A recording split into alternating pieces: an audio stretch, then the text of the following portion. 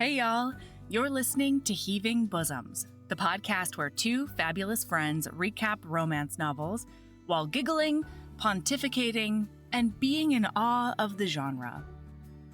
Okay, you know we have to start with some Patreon shoutouts. Welcome to brand new patrons, Dixie Bang, nice, Jolie G, Kelly L, Hannah, Sabrina, Aaron K, and Kate E.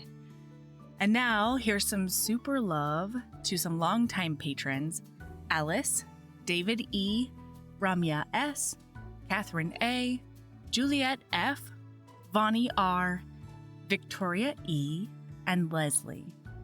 Thanks, y'all, so much for being part of the Patreon. And if you haven't, nommed all of the 100 and almost 70 back catalog episodes, get to it. Most of them are with Aaron and I, and then the rest are with fabulous people you already know. This week, you can actually look forward to getting recaps of the rest of this 4-book series, because whoopsie, I didn't realize book 1 was a cliffhanger. But never fear, patrons, we won't leave you hanging. And then be sure to join us for our live author hang with Tracy Livesay this Friday. August 11th at 8 p.m. Eastern, we get to celebrate the Duchess effect with her, as well as, the rest of her incredible career. So don't miss it. Now, on to part 1. This is a crossover event with Sarah Wendell from Smart Bitches Trashy Books. So the rest of book 1 will be on their podcast feed this Friday. So without further ado, let's get into Dragon Called by Cassie Alexander and Kara Lockharte. Enjoy!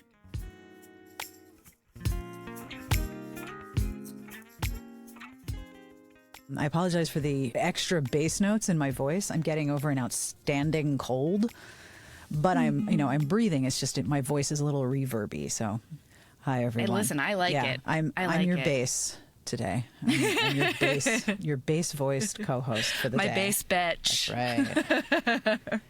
Yeah, didn't you get sick on vacation?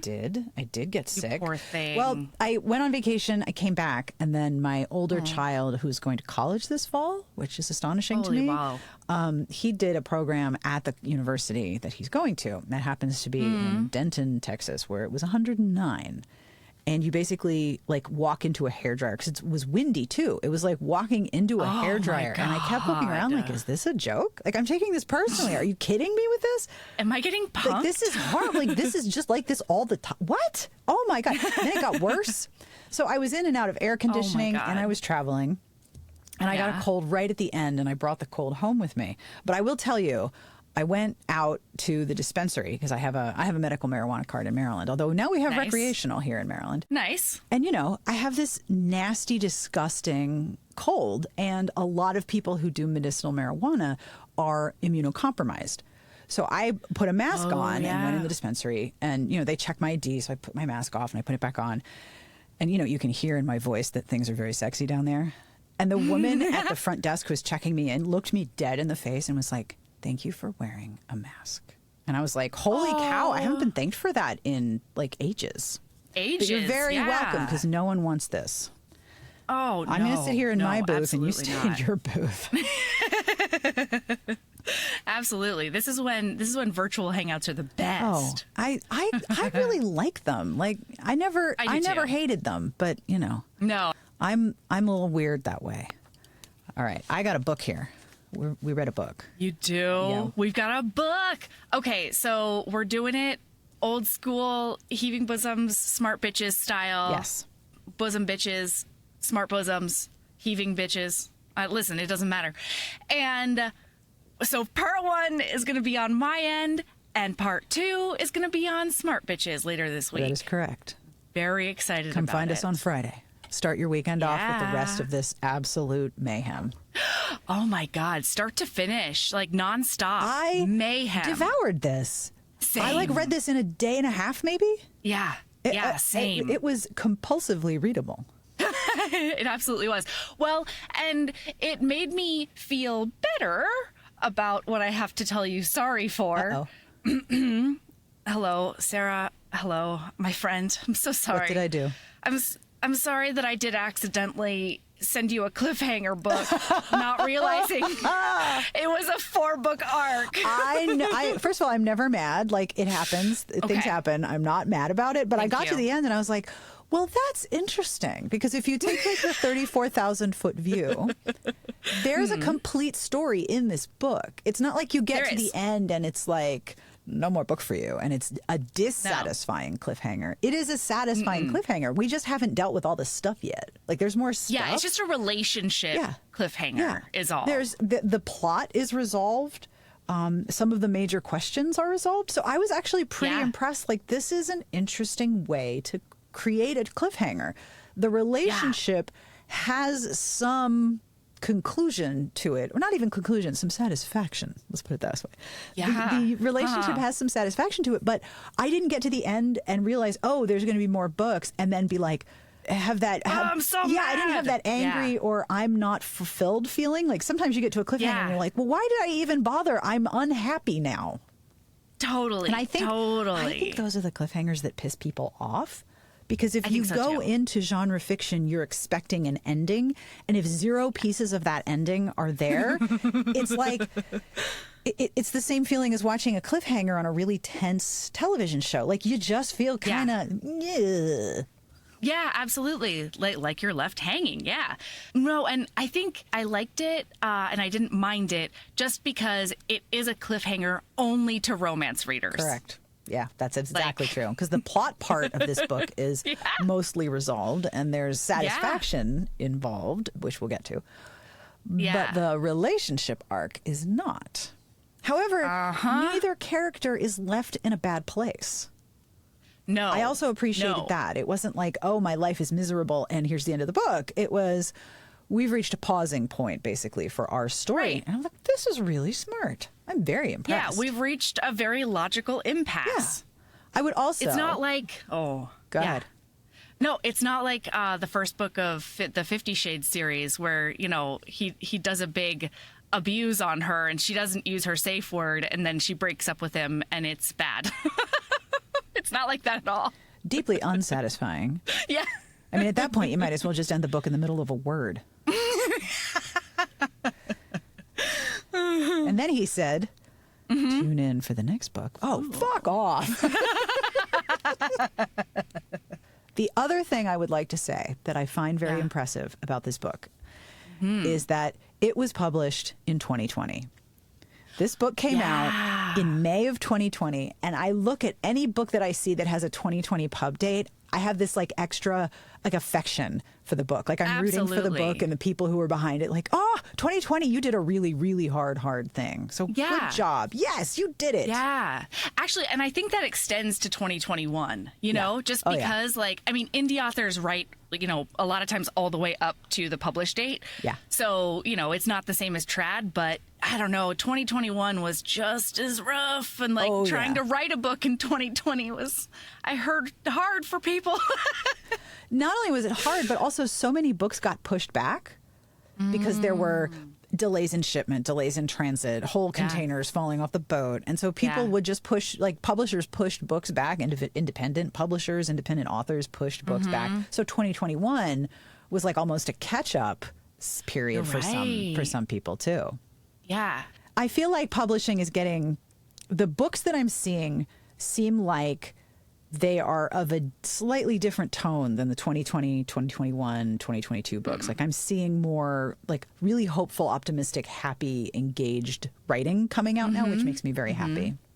Publishing itself is just a big, hot mess right now. So the less we say about them, the better. Ooh. Oh my gosh. Okay, so we're in paranormal times. Paranormal times. Yeah, but our heroine doesn't know it. No. So Andy's just a nurse. Andy's a nurse, and she's really good at her job, and she needs money. Yes. And I do want to say one thing. Yeah. Andrea is Chinese American, and her last name is Ngo. And I think there's a joke later on about how to pronounce her last name. Yeah. But I went down such a rabbit hole of the proper way to pronounce her surname, and I'm still not sure if I have it right.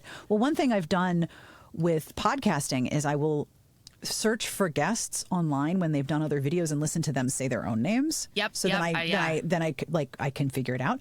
This I've got a Vietnamese pronunciation, I got a Chinese pronunciation. I cannot figure out what the right way is.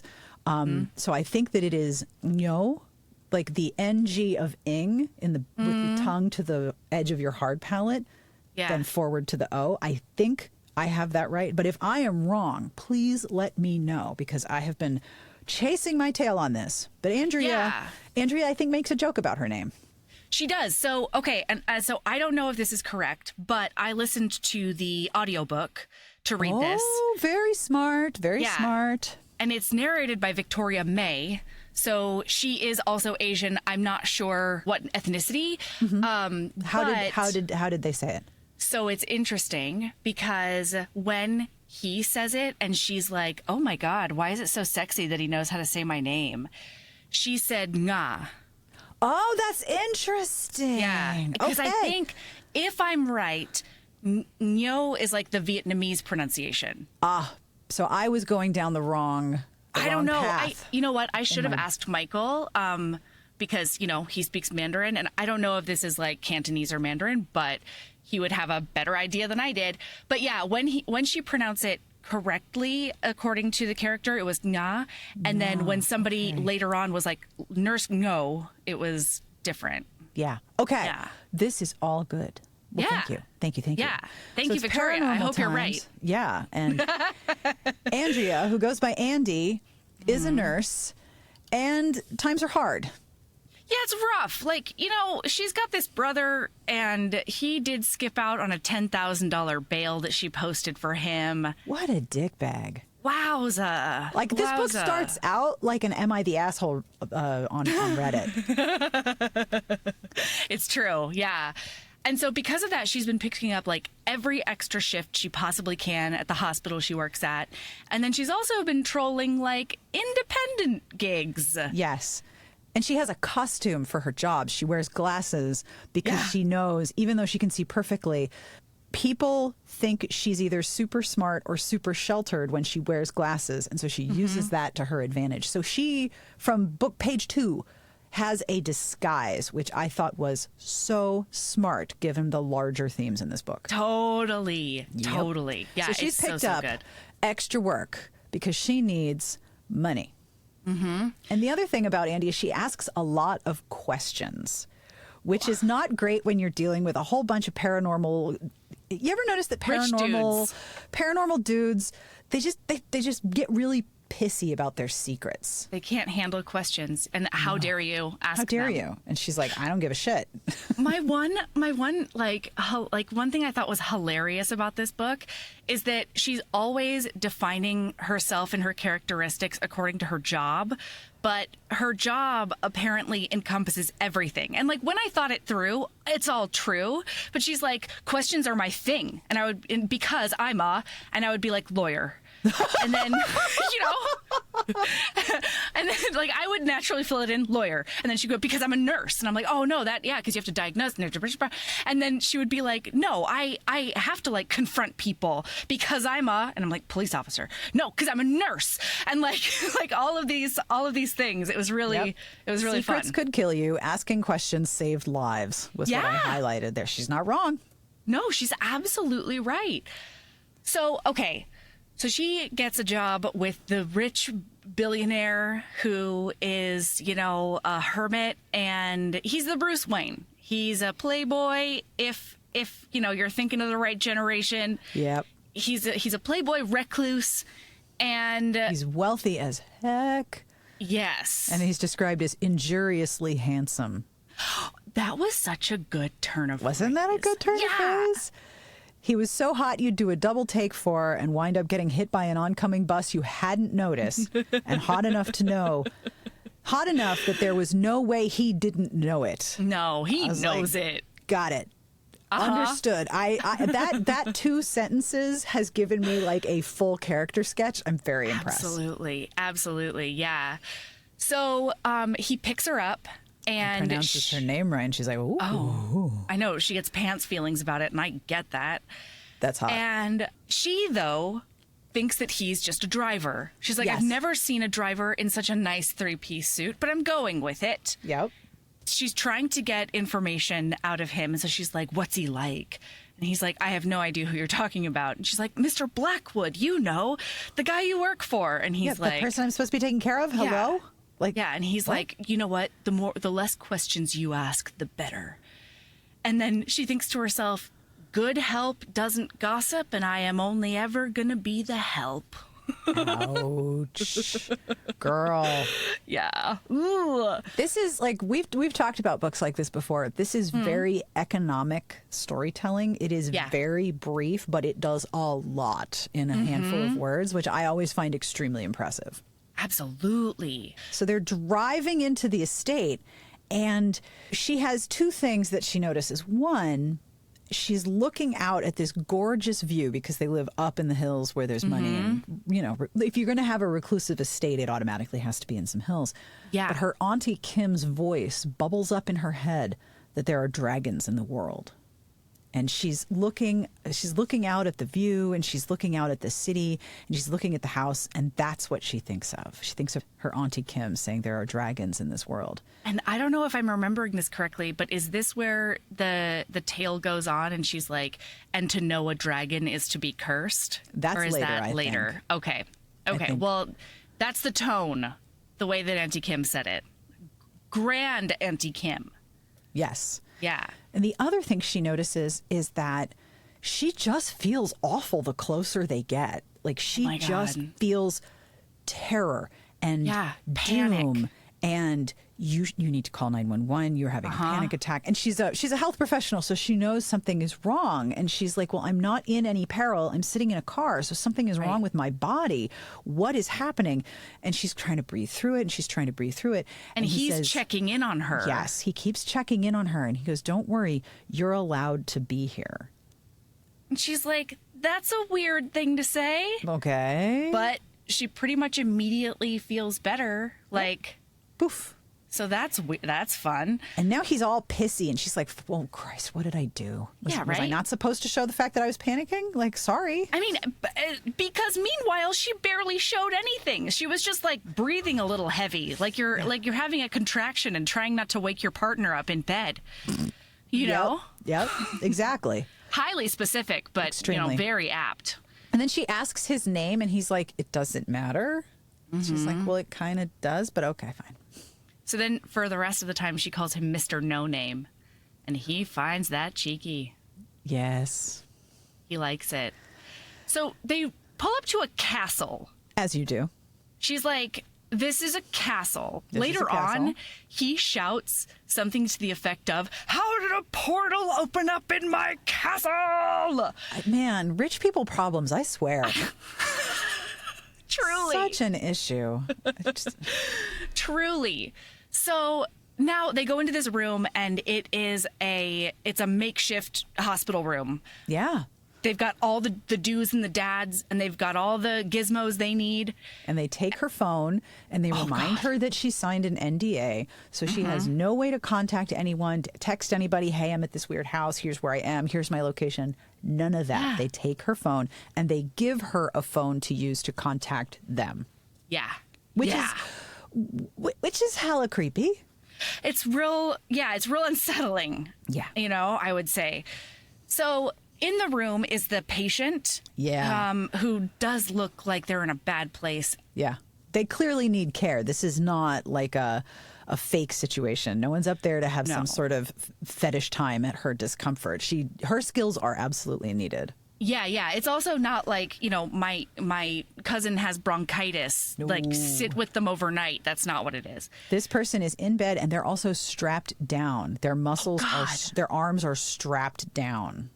How level 13 on the DEFCON most extreme, right? Like, yeah, you walk in and weird. An unconscious person is strapped down. Also, he's clearly like a muscle man. He does lots of muscle stuff. His muscles have muscles? Yes, absolutely. Like Volkswagens have parked on his biceps, little Volkswagen bugs, yeah. Easily.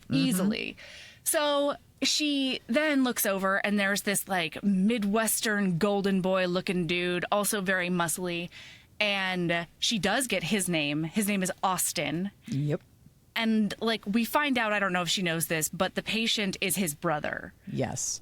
So, the other guy says, she asks, what happened? Is this Mr. Blackwood? And Mr. No Name is like, well, it doesn't matter. Can you just keep him alive for 8 hours? And she's like, yeah, if you tell me what's wrong with him. Right. He's bruised. He's strapped down. He's got an oxygen mask. And the answer is he fell down the stairs. Like, come on. And she's getting a little pissed off because she can't do her job effectively if she doesn't know what's happening. But none of these people want to tell her anything. They won't disclose. Yeah. So Austin is, he was a medic and he was in the Marines. And so she looks at him and she's just like, I need a report. And so he like tells her the physical issues, but there's no like causation. There's no narrative. There's no anything. Yeah. It's just pretty clear that he's been beat to fuck. Yeah. And he fell down some stairs made of knives. Absolutely. And some claws and possibly broken glass. The pointiest stairs. And then Austin notices that he's starting to wake up and he's concerned about Andy being there because he doesn't want the first person seen to be a stranger. And Mr. No Name says, oh, well, Grimalkin, the cat is here. The cat is fine. Like, what? The cat is here. Because that's what you want. There's a Siamese cat just like curled up on a hospital bed. Everybody thinks that's totally normal. And then he says like, oh no, don't worry. Grimalkin's here. He'll take care of the patient. No problem. So it's fine. Not only do we have unidentifiably sourced severe injuries on a giant muscly man who's strapped down, but we have a bunch of people who are deferring to a cat. Now, listen, I defer to my cats all the time. I understand that I am staff and I understand my role in the household. But Andy is like, this is weird. Everything about it's weird. Yes. And like, I know rich people are known to be weird, but this feels like a level that is way, way amped up. So they are going to go on their dangerous job. It's pretty clear. She needs to keep him alive for 8 hours. Yeah. And she's like, I mean, I can keep pretty much anybody alive for 8 hours. But like, if he has something going on with him that I don't know about or they don't know about, then I'll do my best. So Austin brings in a crash cart. And she's like, that's super reassuring. Thank you. Yeah. Okay. She's like, I guess that makes me feel better. Cool, man. Like, I've got it. All right. And they're going to go out. They'll be back at dawn. So they are on a dangerous job. They're in a bulletproof SUV bus situation. And there's muscle men everywhere. One of them wears goggles all the time because he did lose his eyes in a fight with another bear shifter. And he had to get some of those Mad Eye Moody eyes put in. And then there's another guy who is a tech guy, and he has a whole just metal arm. Yeah, it's like it's like the Avengers or X-Men. We're just assembling a bunch of different dudes with different injuries and then different super-powered solutions for those. Yeah.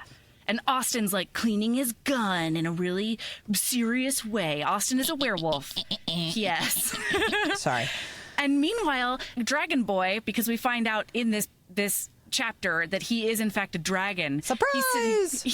He's sitting there being like, living with humans so long, I've gotten used to the scent of their metallic blood. But why was I calm down, bro. Take a breath. It's fine. And he starts thinking about Andy. This was the one thing about this book that I was like, okay, this could have been a little different. He's thinking like, okay, he's thinking about Zach, who's apparently the guy in the hospital bed strapped down with muscles in a crash cart. And she was perfect for his purposes. He knew a lot about her background. He apparently had done a full background check. She has a ton of student loans. She has a high amount of debt to a hospital for medical bills. Mm-hmm. All of this is very familiar. Mm-hmm. And she has a brother who can't resist taking rides in cop cars. She's hungry enough to be looking for cash, smart enough to keep Zach alive, and smart enough to ask many more questions. Very wrong about that. But then there was always the capital F, forgetting fire. If she got too curious. And I was like, do we have to call it forgetting fire? You gotta. I mean, I know it does what it says on the tin, but I was like, is spot on. All right, fine, forgetting fire. Okay. Very on the nose. Extreme, Yeah. like it's just We're all going. nose. It's like 90% nose, this name. What's that? Oh, it's my my God. forgetting fire. What's it do? Well, it actually makes eggs. I surprised you, right? Yeah. Oh, I yeah. thought it would make me forget things. No. No, that fire is only a cooking one. Yeah, it's like, and I like there was a little part of me that wish it was anthropomorphized a tiny bit, like in Howl's Moving I was Castle. going to say, like Calcifer. Yeah, like Calcifer. Oh, Look deep into the fire. Ooh. Going to make you sleepy. Okay, now you can't remember things. But I can't remember things anyway. I don't even. I mean, need this fire. truly. Forget it. I Yeah. really don't. Yeah. Oh, Swiss cheese memory over here. Yep. So it turns out Mr. Dragony Dragon is named Damien. Ooh. Yeah. And he is, in fact, the Blackwood's around. But he's clearly been alive for a long, long time. Long ass time. Because she keeps on referencing like old ass photos, that she pulled up on the internet, and they look like him, but like also Yeah. not. And like, Yeah. who knows? But we find out, he's a dragon man, and his whole job here, he is from the realms, capital Again, R, with the realms. nose. There's some parts of this book that are like 90% nose. He's from the realms. The realms. Just capital R, realms. Love it. I Yeah. love it. I don't need more explanation than that, honestly. Yeah. You did it. You did it. So he's from there, but he lives here now because Yeah. he is an It's like Massapequa, interdimensional. or Long Island. Yeah. You lived Yeah. there, but now you live here. You're in Jersey now. Totally. Except he's sort of the monster ice, I guess. Right?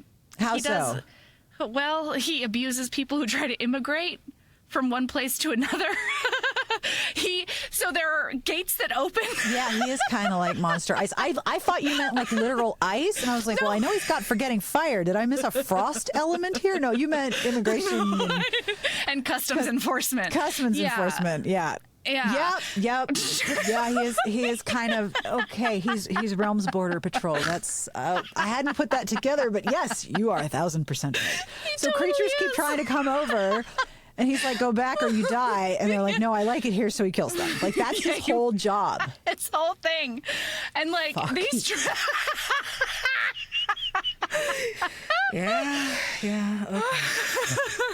Yep. So Everyone listening, like, their opinion of this guy just went, I mean, to be fair, like to be fair. the beings attempting to immigrate are very different than what we encounter. Most of them are sharp and aggressive, And would probably like to eat humans as snacks. Yeah, they would like to snack on us. So, a little bit different, but kind of, Okay. Sure. the same table. Yep. So his whole thing is there are tears that open, gates Yes. that open between. If you've ever played Dragon them. Age Inquisition and there's portals in the sky where the demons come through, that's what this is. Like, that's what that reminds me Absolutely. of. The Absolutely. unearthly things. And there's a lot of like single word capitalization for the world Yes. building here, which I thought was very interesting. I haven't seen that in a Love while. that. There's Love Earth, that. capital E, Yeah. realms, capital R. The unearthly things, most non-magical humans would think they saw UFOs, ghosts, or Bigfoot. Mm-hmm. So that's how the story's world is anchored into our world. All of these reports of UFOs are actually the unearthly coming to the realm. Ooh. And has sometimes to they're stop them. beings, and sometimes it's just like matter that doesn't belong here. Yeah. So Wait, do you think this explains shit like Moms for Liberty? I mean, that's probably giving them too much credit. They're just well-funded, small, and hateful. It's not like they're from another realm. They're from this one. It's just like, it would be much easier to be like, are you from a terrible place? Is that why? yeah. Anyway. Did Damien miss you? Did you escape Damien? Fucking hell. God Yeah. damn it. So, listen, there was a gate that opened recently, and 3 bad things came through. Dun, dun, dun. Yeah, the thing they put at the apex, it was this bus-size insect that did have bulletproof chitin, and all of it was sharp. So they were like, we're going to put our energy here, and we're going to find the other 2 things later. Because that bug thing did grab onto Zach and try to do an eviscerate on him. Yes. And that's how he, quote, fell down the stairs. That's the one. Yeah. So he just immediately shifted into his dragon and he couldn't help himself and he lost control.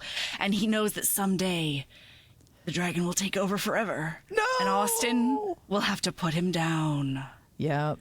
It's all his fine. own unearthly heritage is putting his team at risk. The honor of it all. Constantly. And they've also lost a team member recently, so they're all emotionally a little raw. Yeah. And now they've got 2 more. They took care of the bulletproof Zach eating bug, and they have a tiger and a lady. They got to go take care of those 2. So they're going for the lady, who's a succubus. Bad news. They're going after a succubus. And she's a tentacle winged creature. Yeah. It's kind of great.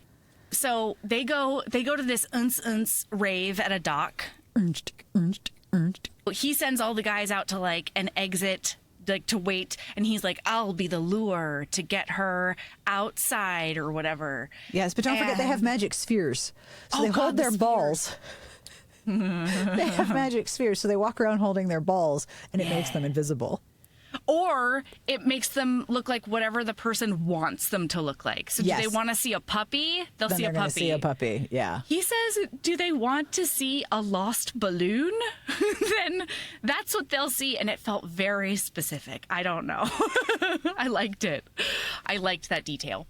So he goes in because he's still in his 3-piece suit. He's not wearing any tactical gear. He doesn't need it. Not when you have a 60-foot fire-breathing dragon inside of you. And I was like, do you not get shot before you shift? Is that a thing? I mean, you that do never happens? Have a body with skin. Right? Like that would imply some vulnerability.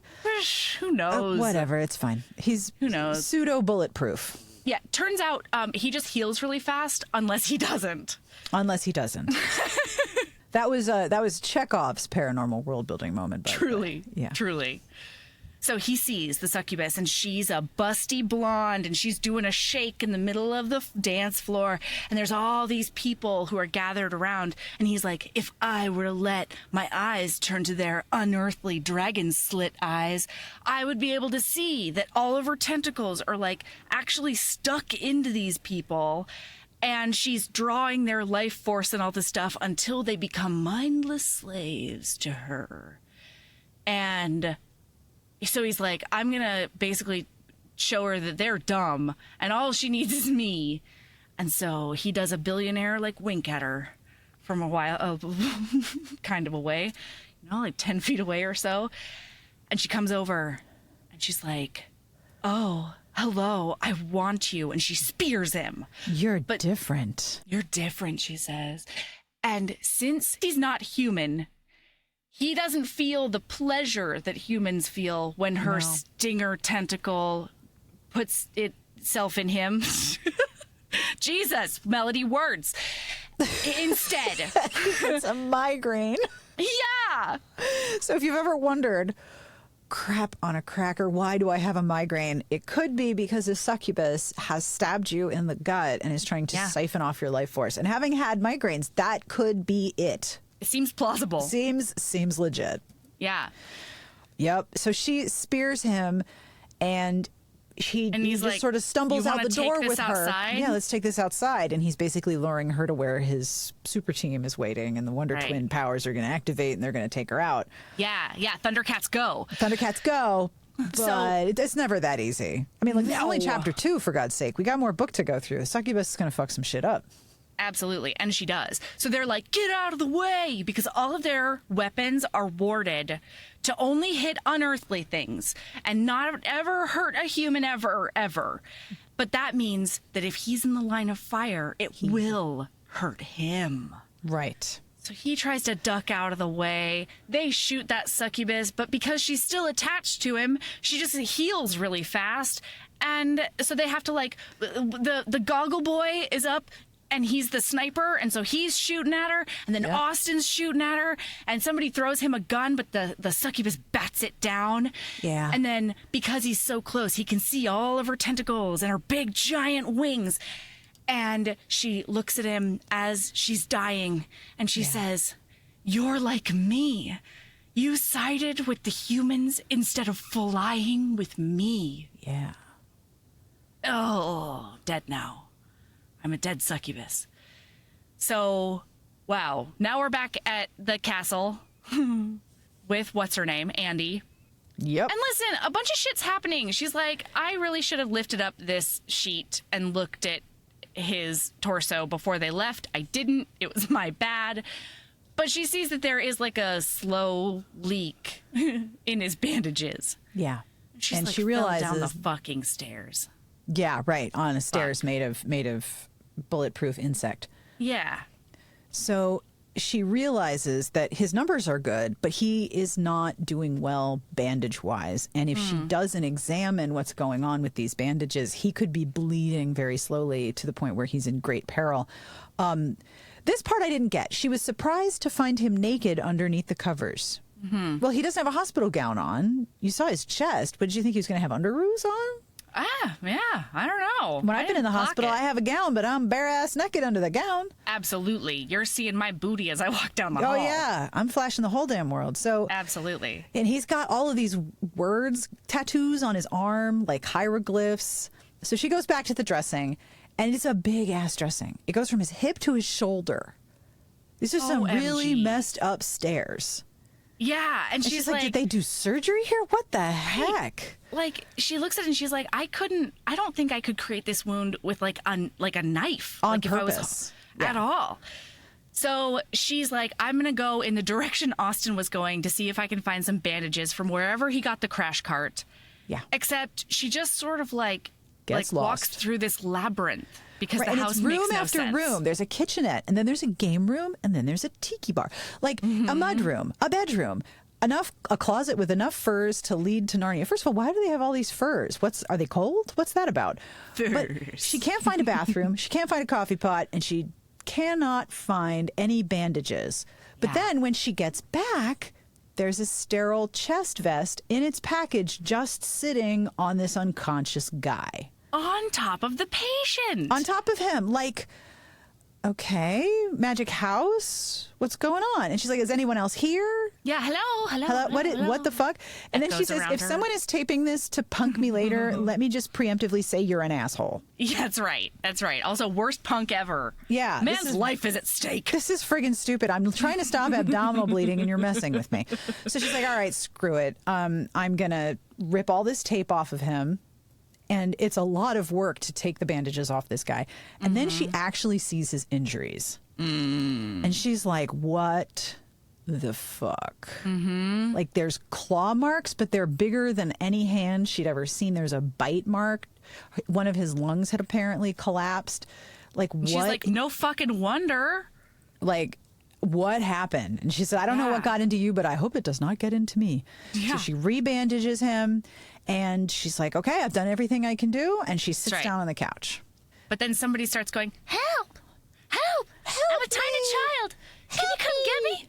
Are you there? Which is like super creepy. God. I had friends when they lived in their first apartment that one of their neighbors had a car alarm. This was like back in the 90s, late 90s, early 2000s. Yeah.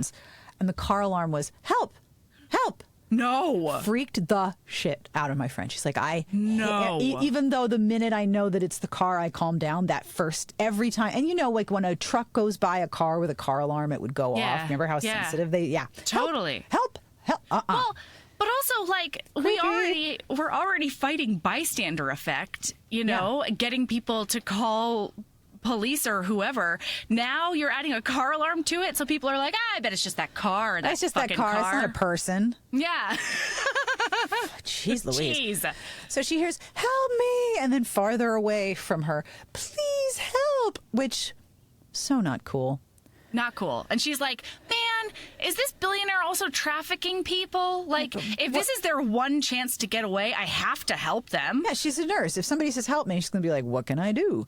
Right. So she is running through the rooms, And she finds herself in the weirdest rooms. Like it's as if the house is molding itself as she runs and puts weirder and weirder rooms in front of her. So there was a green velvet room, and then there was a dungeon bedroom, and then there was a room with black leather furniture, and then there was an art gallery, and then there was the basement of her first home with orange carpet, tan wood paneled walls, and a green regulation pool table with dangly lights. And she's like, are you kidding me? That is alarming. Yes. She's like, and all of this, of course, reminds her of her brother, which makes her have some feelings which are not great. And then she goes, please help me. Ow. And she runs through a door and falls into a pond. Right into a pond. A whole ass pond. And that pond has mud at the bottom of it. Lily pads, mud, slime. And then she hears laughing, which is so not cool. So I have a question for you, because I haven't decided yet. Yes. Is this just Grimalkin fucking with her? Yeah, this is Grimalkin fucking with her. Yeah.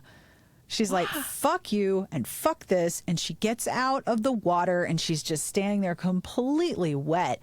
And the cat walks up to her. Yeah. And she looks at him and she's like, can you fucking believe this? And he starts purring. He's like, I can't believe this. This was so great. God. You're a wonderful toy. Well, it's her fault because she did not bring him cheese. Yeah, apparently Grimalkin is mad if you do not provide cheese. Mm-hmm. Which we find out later, Grimalkin has very specific cheese requests, and she is not fulfilling them, so into the pond you go. Yeah, so she goes into the next room, and she's in the fur room again all of a sudden. Yeah. And she finds that coat closet, and she rips off all of her clothes, and she just puts on an old-timey, like, 1940s fur coat. And she's like, all the fur coats that she saw in those closets. She's like, all right, I'll just wear that. Now, I got a little creeped out by this because she takes all her clothes off and she pulls on a huge black fluffy fur. Is this the fur of a shifter that died? Like, why do you have all these fur coats? What is that? I didn't even think about that. Because they kept talking about how members of their team had been killed, and they were like, is this like a pelt? Did you make coats out of them? Like, what? Why do you have a huge black fluffy fur? Because most of the furs that I've seen, I don't see a lot of black ones. Most of the ones I used to see were brown or variegated. I mean, if you're really going for it and you wear ermine, that's white. But like, is this a former team member that she's like wrapped up in? But okay, so now she's butt naked, got pond water in her hair, wearing a fur. Oh my God, incredible. So we flash back to him, and he is injured because he did get stuck a few times by that succubus. And he's like hurt real bad. And he's like, I just got to go crash and heal. So he goes home. Everybody else cleans up the mess. And he stumbles through the house and crashes onto his bed. And then Grimalkin is like, are you okay? And he's like, I'm mostly okay. And he's like, but did you bring cheese, though? Yeah. I really need cheese. And he's like, Grimalkin, I will get some for you tomorrow. They have this whole conversation because he is an interdimensional guardian who was assigned to Damien at birth. Yeah, as you do. And of course, he's a Siamese cat. Yeah, I mean, if you're going to have an imperious cheese-loving guardian, Siamese totally checks out. But the other problem is that he's bleeding. But his blood is green. And Grimalkin's like, oh, there's green blood on the ground. Is it yours? And he's like, yeah, it's nothing I can't heal. And I had a lot of mental images here. Okay. Like, was this like green slime from You Can't Do That on Television? Like, just gobs of goo? Just was it glowing? Like, what kind of green are we talking about? Later on, she calls it electric green. Right. So it's like You Can't Do That on Television slime. It's just coming out of his body. Yes. Oh, absolutely. Okay. That is exactly what it is. Yeah.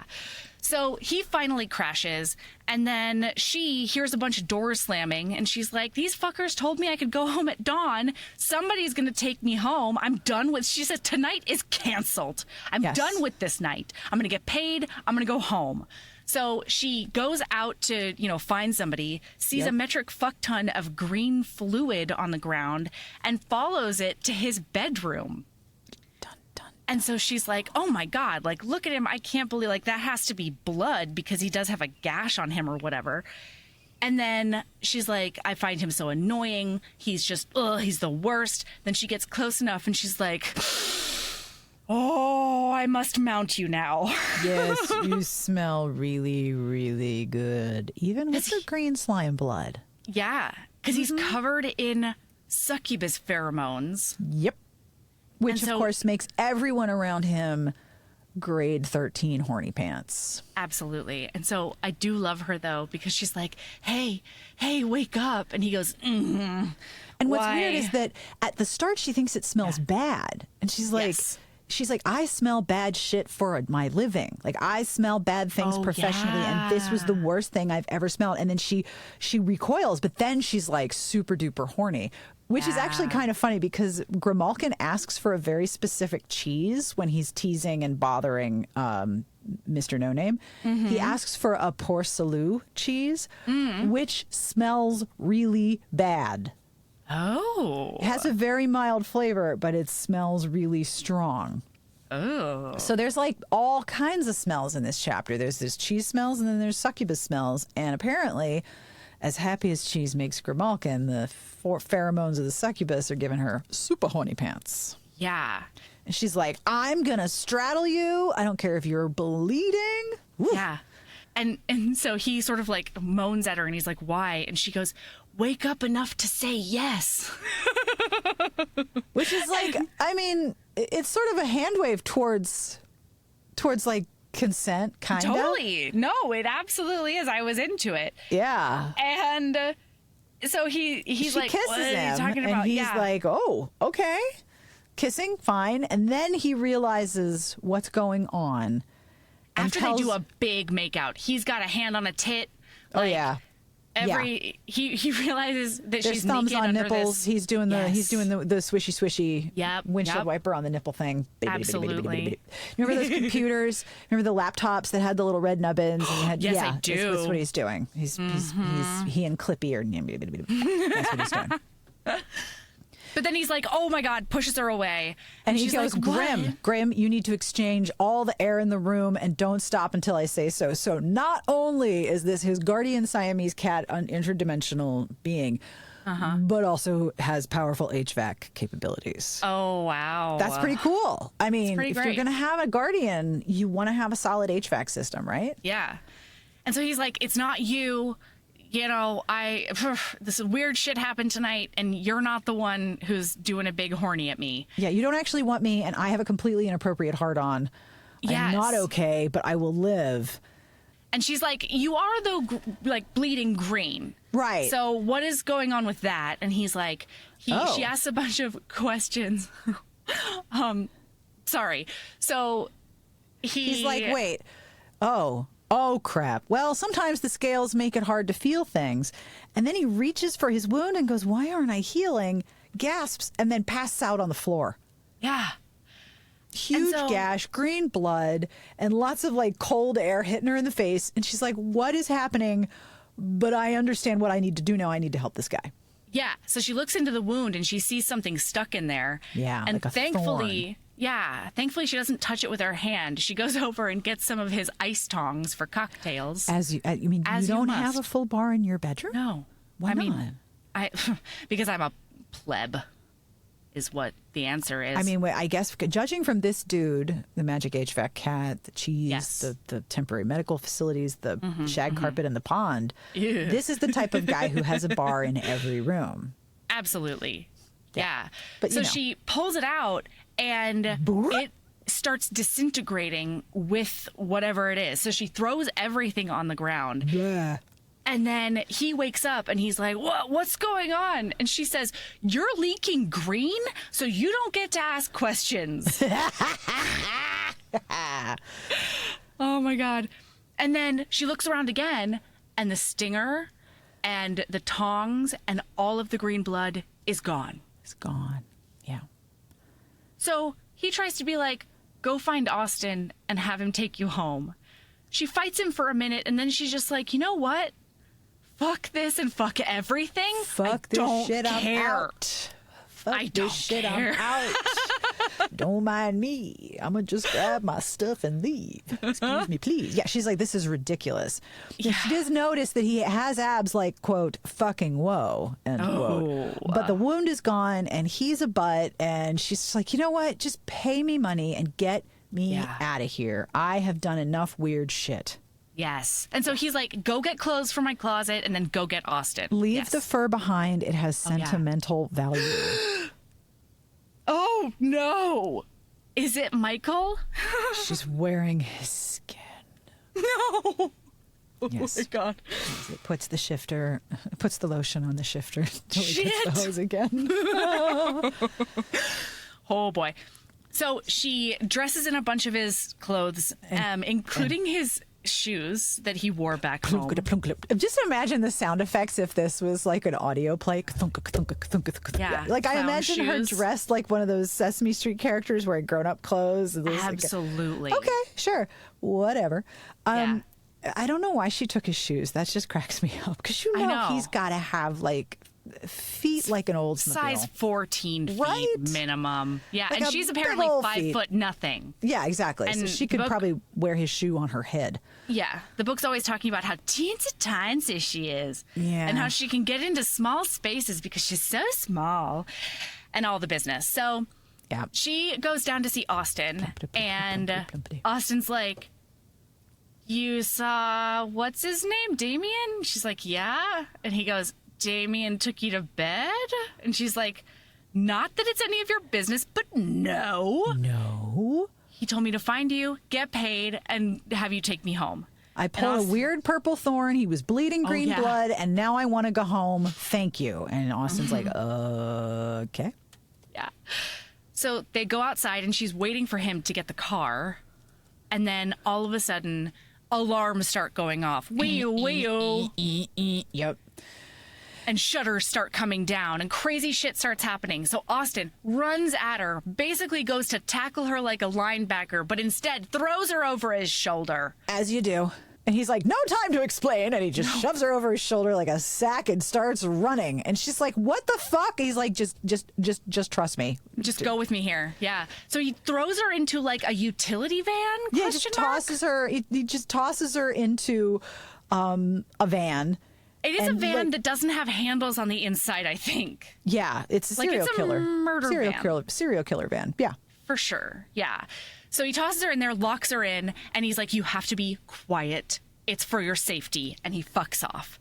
So immediately, she does start shouting the house down. Hello, help me. I'm stuck in this van. Hello. Pounding on the sides. And she only stops when she feels something ginormous whack into the van. Right. And then she's like, wait, I did just pull like an arm-sized stinger out of a guy with green blood. Maybe I shouldn't be yelling. Maybe I should be listening to the guy who tossed me in a van. I mean, it's a tricky situation. Do you listen to the guy who tossed you in the van? Or do you try to get help because a guy just tossed you in a van? Because, he did do a big abduct on you. That is very difficult thought process to work out, especially with all that adrenaline. So I empathize with her position here. Absolutely. It does become more clear when a monster does start materializing beside her inside the van. A little mist, and then it's starting to coalesce, and she's like, oh shit. Fuck stick. So then she launches herself through a pass-through window that nobody's supposed to fit through, but she does. So tiny one. And she gets in the front seat, and then she's like, okay, I gotta drive this shit out of here. Because the whole garage, I guess, is closed. And so she's like, I can't figure out how to open garage doors. I just gotta drive through it. I do not know how to drive, though. So problem. She's trying to figure out, like, which one. But Andy, quick question here. Yeah. Have you also just not lived in the world? Right, like even before I learned to drive, I knew there was a brake and a gas. Yeah. And you press one, and the reaction of pressing that one is going to be pretty clear. But she's just mashing on both pedals, like she's riding a bike, and like she's never ridden in a car before. Apparently, it's so funny. Oh my god, funny! Come on. But then the monster starts materializing beside her in front. And the book goes back and forth between like yakety sax and troop carol. It's true. Yeah. So she finds that gas pedal real great. Yep. Wow, she does it. And she drives into the door and finally breaks it open. And then she does crash that van into an ornate fountain that is in front of the house. As you do. And then she hurls herself out of the van. Yep, she lost the shoes. She's bleeding. She's lost her phone. She's lost the money they paid her. She's like, I'm so fucked. And this striped monster is still materializing. It's got lots of legs. She said it's like a cross between a tiger and a centipede, and a human face that wouldn't stop grinning. And I would just like to say, no, thank you. I will not. Not here for centipede, tiger, human face smiles? Oh my God. And it's like the creepiest shit with the smile, because it's just like, it's I am going to eat you. Like it's so excited to consume her. Snack in a box. My food is to go. So we then shift over to his perspective, and he's like, He's in the shower. He's like, God damn it. Why is Austin running a drill? But what if it's not a drill? And then he does hear a crash and a scream. And he's like, shit. Yeah. He goes to the window. He looks out and he sees the crashed van and her. And then this shimmer tiger. That name does not do justice to the description in the prior chapter. A shimmer tiger sounds very Lisa Frank. Sounds like something that would have been on my Trapper Keeper. Have some glitter. I would have been very protective of the shimmer tiger. That would have been a very precious sticker to me. Yeah. This is a cross between a tiger and a centipede with a smiling human face. That shimmer does no. No, it also sounds like those fuck dolls from Nicholas Lord of the Satyrs. You know those fuck nymphs? The shimmer skins, the women they conjure out of sand because they need to exercise their second penis. Yeah, that's the one. That's the one. Listen, listener, go back and find our episode on Nicholas Lord of the Satyrs. That book changed my life. Truly. Like people ask me, and I'm like, I can tell you about this book, but you will know about it, and you will never be able to not think about it. Like, if you thought The Seeker was from Harry Potter, I just want you to know that you're wrong. You're hugely wrong. And it's offensive to me, frankly. I know. Yes. Oh, my God. Okay, now all I can think about is the fuck Shimmer sprites. Tiger. The Sparkles, the Shimmer Tiger. I'm naming it that, by the way. It's not actually named Sparkles, but I mean, no, Shimmer I like Tigers, that. It sounds like a Lisa Frank sticker. It does, yes. Yeah. So he and his dragon, because they are two separate entities in his head. And they argue with each other. It's like two consciousnesses, which is weird because he keeps saying that he's not human, but he has a human identity. Like he argues with his second. It's very existential. Like, he is a body for the dragon, but there's really no explanation of how he came to have a human consciousness. It's not like he's a dragon walking around and going, oh, my skin is all porous and itchy. Totally. The dragon's like, I'm trapped in you. Yes. There's two consciousnesses there. Yeah. It's weird, it's right? also very Wolf Gone Wild by Juliet Cross. Yes. He fights with his wolf a bunch. All the time. Yeah. So he and his dragon are in agreement. He punches through a window, jumps out of it as a man, but lands as a dragon. And then he does grab that and shake it like a dog with a rag doll. Nom. Because he says the worst part about these things is that they can teleport, but they do so very slowly. Yeah. So you have to make sure you injure it enough to where it can't put itself back together again and live.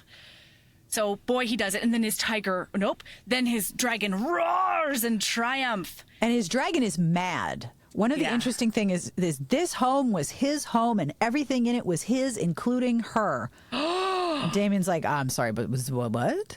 Yeah. Like record scratch? And he's like, no, she's mine. Okay, can you deal with the tiger? Oh, right. Yeah, of course. Fine.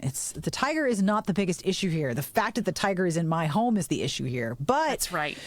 He nom-noms the dragon. Yeah, it's great.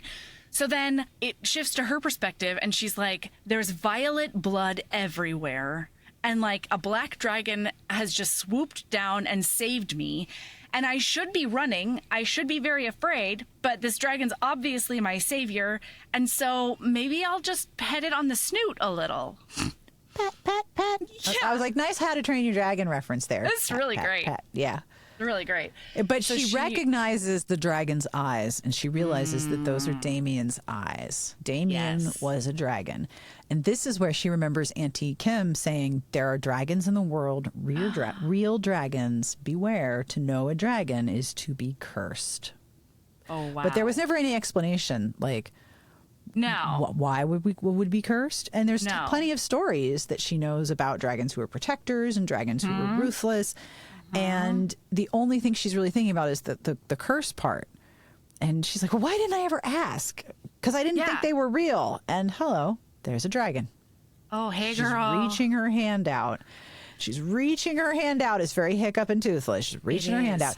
And then it switches back to Damien. And Damien is having a little fight with his dragon.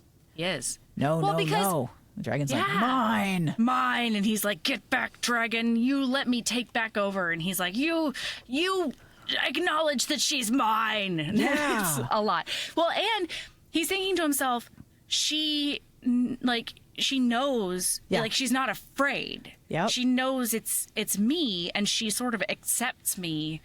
Yeah. Even though this has to be fucking weird for a human. Yeah. So he makes terrifying. himself smaller. He folds his wings up and he puts his little legs underneath him, and he makes himself smaller and lets her approach him. Mm-hmm. And he's like, well, I should show her my teeth. And then she's like, at that moment, she puts her hand on his face, on his cheek. Oh. And his scales rattle. With a shudder. Yeah. A shudder of recognition, we find out later. And then, poof, there's Damien, butt naked. Just naked as the day he was born, I assume. Extreme naked. And he's like, why aren't you afraid? She's like, should I be? And I'm like, she says, should I be? She's an ICU nurse. She's seen some shit. Absolutely. Right? Like, if you're going to have somebody confront otherworldly beings, someone who has seen the absolute worst of human injury is probably going to be like, well, that's not as shocking as you might think. Most definitely, yeah. That's right. Yep. But then, so as they're talking, he looks down and he sees that some of that violet blood is on the shirt that she's wearing. Yep. So he gets over to her and he's like, did any of it touch you? And he rips it off of her. And then he picks her up, I think Mary Carey style. I want to interject one thing. Oh, yeah. This is the end of chapter 8. Oh, yeah. He grabs her arm, held it out. There was a spot of violet on the white shirt right under her left breast. Did it touch you? He didn't unbutton it. He just grabbed both sides of it and ripped it off her. And that's the end of the chapter. So if you are a reader, what are you going to do? Maybe it's 2 a.m. Maybe you're like, I'll just finish this chapter. Nope. Going on to the next one.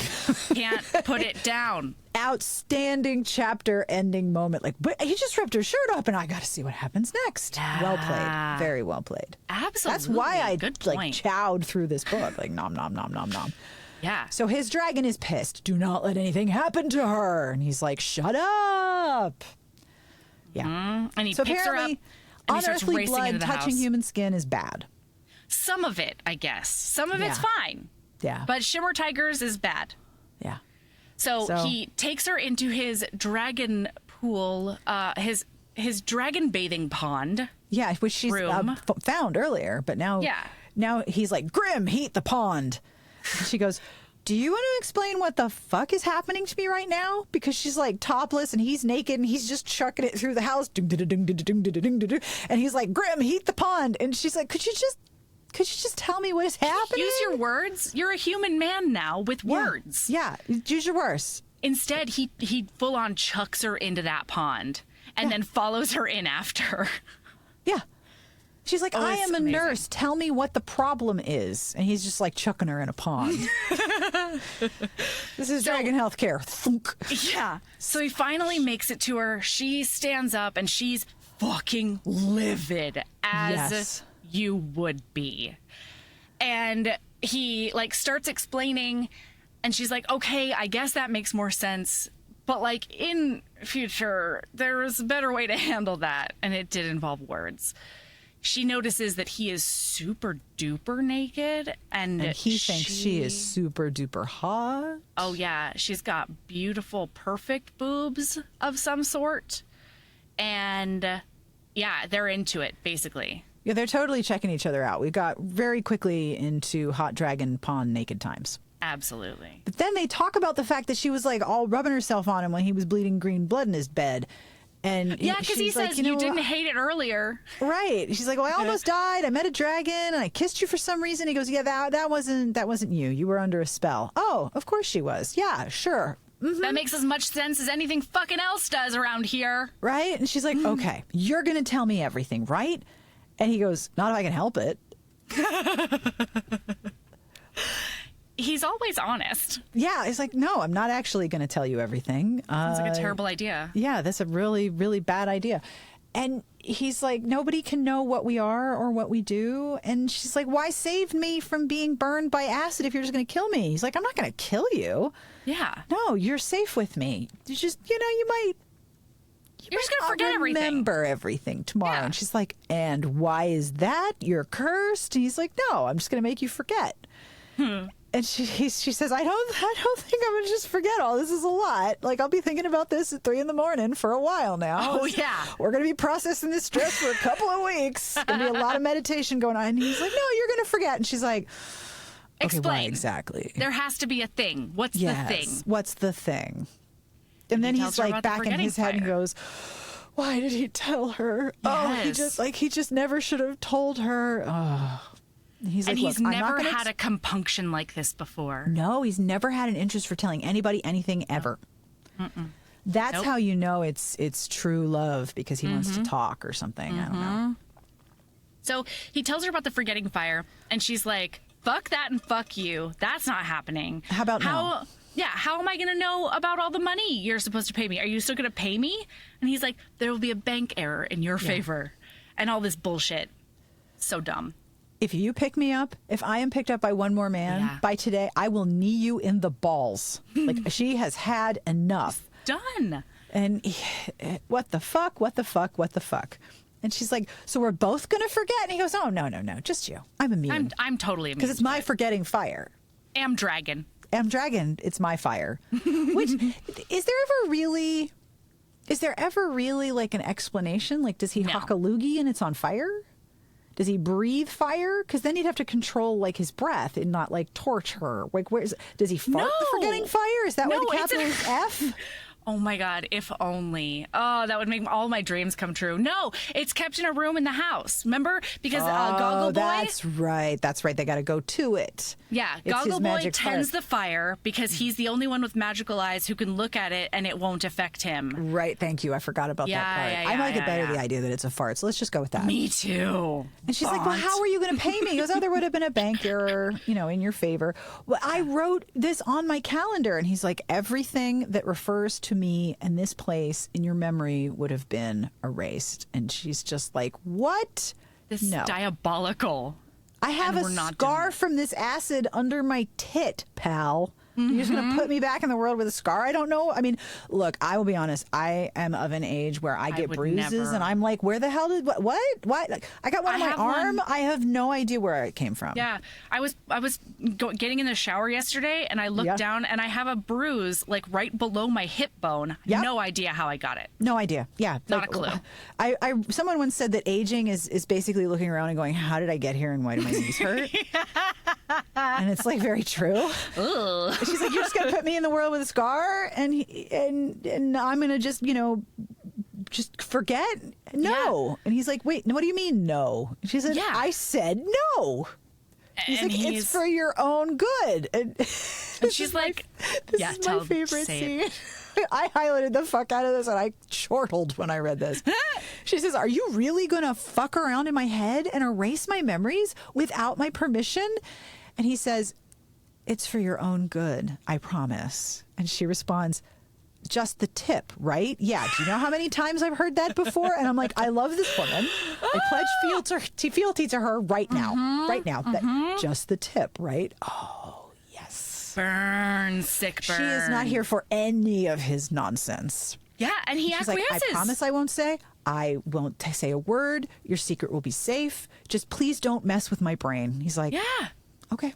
Well, and he remembers because his mom was married to his dad and they were in like sort of a similar situation, except his dad didn't want the mom to ever know anything. Yeah. And so by the time she was older, she was not the same because she had forgotten too many fires over her life. And he doesn't really want that for her. And the way she weirdly. convinces him, which is a really interesting way to reveal how much of a moral center he has, is he says, you won't even remember any of this. You won't know that your mind has been messed with. You won't even remember. And she looks at him and she says, I may not remember it, but you will. And so he would have to live with the knowledge that he did this against her will if he does it. And that's what stops him. And I'm like, oh, hello. Okay. All right, Mr. Forgetting Fart Fire. Okay. Right. Interesting. Yeah. So they go out and Austin's like, okay, what's going on here? And he's like, are we all set? Meaning the shorthand is, did you take her to the Forgetting Fire? Yeah. Did you do the Men in Black choo thing? Yeah. And he's like, we're skipping that for today. Just take her home. And Austin's like, What? that's a terrible idea. And she hides behind Damien then. And Damien's like, no, we're not doing that. But then, wee-oo. There's another alarm. It's an oxygen alarm. Oh, fuck. So she and Austin run to Zach's room because there is an emergency. It's bad. The numbers on all of the screens that had been just fine before are now plummeting. And she's like, okay, where's your bag? Where's your oxygen? This is the problem. And she's like, what's going on? She goes, is there suction? What is happening? And then all of a sudden, an entire suction setup just appears and the generator turns on. And she's like, this house, and she doesn't even give a shit. She just grabs the end of the tube, sticks it in his mouth, thinking maybe he's got some kind of an obstruction and his saturation is in the 70s. And Austin runs in with the cat pad and they're tossing things back and forth. Oh my God. He's getting 100% oxygen. They're trying to get air into Zach, and she looks at Austin and says, well, when's the last time you intubated somebody? He's like, well, it's been a while. She's like, no, you need to get the defibrillator tabs. And Damien's like, what's going on? And Andy goes, are you sure you're not a doctor? Get out of the way. And I'm like, I love her so much. I love her. And then a blue hand does appear. Yeah. Out of this poor man's abdomen. So it's kind of like Alien. Something, she's ripped open the bandages and something comes out of Zach. Ew. And it has hands and it has tentacles and it is blue and it's got crazy teeth and it wants to eat everybody and it crawls on the walls and it's got a tongue that's as long as its tail. Yep. And they refer to it as a lurker. Yep. So now it's fucking pandemonium. They're still trying to save Zach while this monster is climbing about the walls, trying to eat them. Another guy with a metal arm comes in and starts trying to laser this. Pew, pew. Yeah. It's like Cyborg. Yes. From Teen Titans. Yeah, he's like zap, zap, zap. And the problem is this monster has emerged from Zach and like broke open some arteries. So there's like blood gushing everywhere pew, pew. and all these alarms going on. And then there's this thing that's trying to eat them. It's a little chaotic. It's a little wow. rough. It's a little rough. It like leaves the room to go to another room and Grimm makes it into a room that has nothing in it so you can see everything that's there. Yeah. But then Magic it house, magic camouflages cat. itself. Yeah. Yeah, it camouflages itself to the gray of the walls, and now they can't see it at all. So Jameson, the tech guy, is still trying. He's like charging his laser gun. Yeah.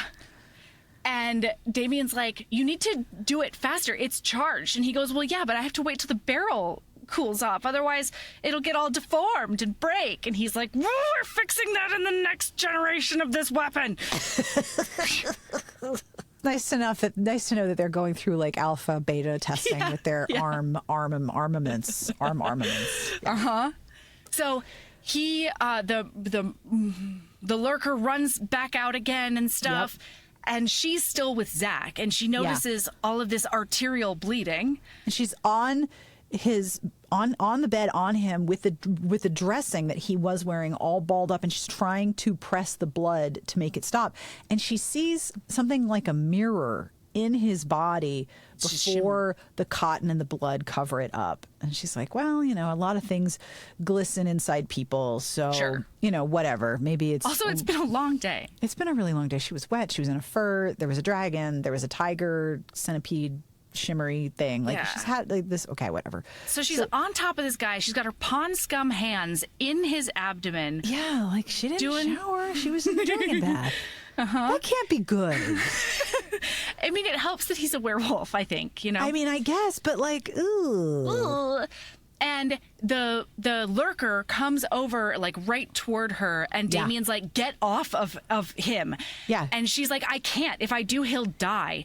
And so she feels this lurker lick up the back of her neck. She knows the monster is right there. And then Jameson says, if you're not going to get down, then duck. So using her whole body weight still, she ducks down. They shoot this lurker down, and that's all saved. But now she's like, we have to call an ambulance. And the thing is, the dead thing lands on her and presses her farther into her patient's guts. So it's just like a disgusting viscera sandwich. It's just not good. It is. And so the lurker was dead, and Damien runs forward and he looks, and he can tell she's really, really mad. Yes. So what does he do? He yells at her. And she's like, you have to get down. And she's like, if I move, he will bleed.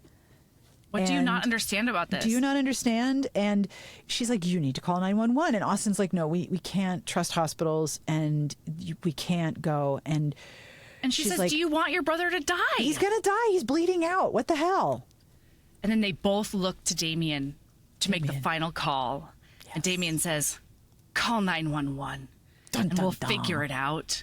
Yes. So the paramedics get there. Grimalkin turns into a tiger. And he's like, tiger attack, you know, rich people stuff, normal. Very Siegfried and Roy. Yeah. Like we had a tiger and it went badly. And the paramedics are like, okay. Yeah, fair enough. They get him to the hospital. Is that like a normal thing for paramedics in LA? They're just like, yeah, all right, tiger, sure, I believe it. Let's go. So they intubate him, they put IVs in him, they get him going, and they manage to save him. But the problem is there's going to be more and more people who are like, well, that's weird. Yep. Yeah. The circle is widening. Yeah. So they're gone, and she's like, would you please take me home? Just like, take me the fuck home. Okay. So they get in the car. There's a gold coin hanging from the rearview mirror, and it's swinging back and forth, and she watches it, and she falls asleep. And then he sits there with her. Yeah. And he's like, I should probably wake her up. Yeah. Yeah, probably should. But really, if I just sit here, I can kind of tell myself that she's choosing to stay with me. Yeah, and his dragon is like, do not wake her up. Leave her there. She's ours. She stays there. Like, this is fine. Why mess with this? Everything is fine right now. Don't do anything. Just sit in the car. Everything's fine. And he's thinking about how she handled everything today. How, like, she wasn't afraid of his dragon. How she made all of these, like, heroic, selfless choices to save other people. Yeah. And he's just so impressed by her. And he's got a competence boner. Big one for her. Yeah. Yep. And meanwhile, his dragon is like, yep, told you. Mm-hmm. Yep. And so then her eyes flutter open. She's like, oh, wow, what a weird, oh, not a dream. Oh, it's you. Hello. Yeah. And she's like, yeah, it's me. And she goes, you're a dragon. He goes, yep. And she's like, just like Auntie Kim. And then she goes to rub her eye, but she's covered with like random bits of goo. Apparently this goo is not as bad as the other goo because this goo is fine. It can stay on her. So she goes to rub her eye and she's like, oh, no. Hate that. Ew. So it turns out she'd been asleep for 3 hours. He didn't notice that he was sitting there watching her sleep for 3 hours. That's okay, bro. Wowza. Okay. Yeah. And so she's like, I can't believe you just let me sleep in your car for 3 hours and you didn't wake me up. And he's like, oh, I didn't want to touch you without your permission. And she goes, wait, so consensual brainwashing is fine, but totally tapping me on the shoulder is right out. Okay. Good to know. I do appreciate that she calls him on his bullshit. Absolutely. Yeah. It's great. It's great. It is. So he's like, we shouldn't spend any more time together. Yeah. And she clocks that he said shouldn't. Yeah. Because that means that he might want to. Yeah. And she goes, what if, though, we did? Like, what if I were to, I don't know, text you? Yeah. And he says, well, then I would come running. Oh, wow. So she has to go get this gunk off of her, and she gets out and she's walking away. He's watching her hips sway on the way. And he triples her pay, by the way. He triples God. her pay because of all of the things that happen. She's Yeah. like a little uncomfortable with that. Yeah. Because she says, you know, people like me get bought by people like you. Right. And he's like, but I didn't mean it that way. I did a background check. And she's like, that's not helping. Nope. Like, So you do right. know how broke I am. Good. Yeah, good. okay. So should. So she gets out of the car and she walks away, and his dragon says, mine. Told you. And he tells his dragon to hush, but he does not deny it. And that's where we'll leave you today. Stay tuned until Friday, when part 2 will be on the Smart Bitches Trashy podcast feed. But if you're too impatient for that, head over to our Patreon. Not only will we have part 2, but this week Sabrina and I will be doing a recap of books 2 through 4 of this series. So you get the HEA. Plus, I'm not sure if you heard, but we also did a 2-part Ruby Dixon extravaganza where we discussed 20 books that Sabrina hyper-binged in 12 days. Most of which I'd already devoured, so there was tons to talk about. All of that and more is on Patreon right now. And if you want to see what we're up to between episodes, follow us on Instagram at Heaving Bosoms, on TikTok, that's right, folks, at Heaving_Bosoms, and you can also follow us for free on Patreon. All right, keep being a badass and love yourself as much as you love deferring to cats. I know you.